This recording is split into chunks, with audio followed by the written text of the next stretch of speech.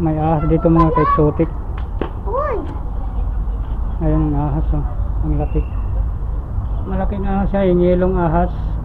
Yelong sawa. Yan. At hindi lang ito nag-iisa. Mayroon pa dito sa kabila. Ayun. Tingnan natin dito sa kabila. Ayun. Nasa likod ng ano. Nasa likod ng ano, batya. Ayun pa. Ito yung ulo. May Yan. ilong pa siya, oh. Mga dilaw yung ahas dito. Ito pangalawa na, pangalawang ahas. Andun yung isa. Ayan. Tapos yung isa andito. Uy! Kita pa, oh. Ayun, oh. Uy, mayroon pa dito. Pangatlong sawang ano. Pangatlong sawang dilaw. Ayun pa dyan, oh. Tingnan natin sa kabila, mayroon pa rin dito sa kabila ito. Ang tatagos pa Halos siya, uy. pareho lang ang laki ni ito mga ka-exotic. Bawat isang kulungan, isang ahas na malalaki. Ayun, oh. Malalaki na yan, kaya nang lumunok yan ng isang buong kambing. Tingnan natin dito sa isang kulungan.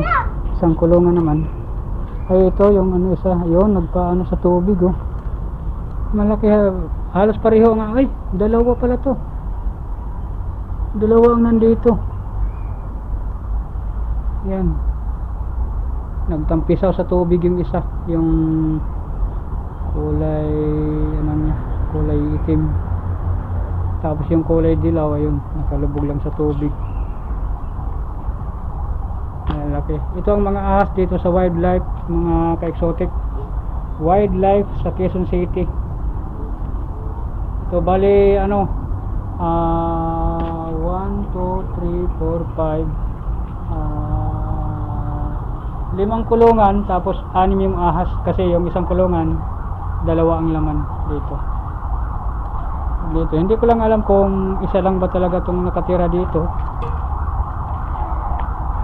Baka mayroon din doon sa ano, baka nasa ilalim din ng ano, mga kahoy.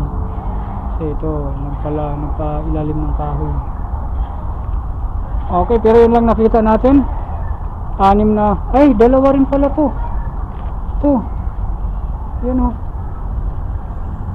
Yan. Tapos yung isa yun.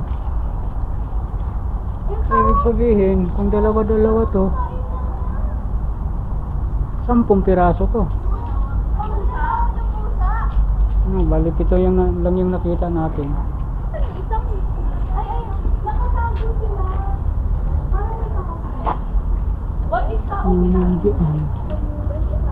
Andito po.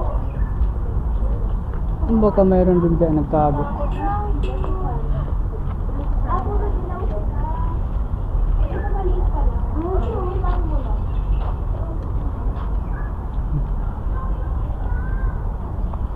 Yan mga kabataang namamasyal dito sa wildlife.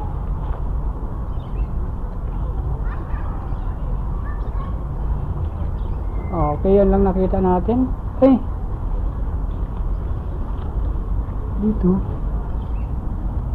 Hindi pala. Basta yun lang nakita natin, 7 piraso. May kulungan na ano, 2 ang laman. Ayan. Okay, dito muna tayo.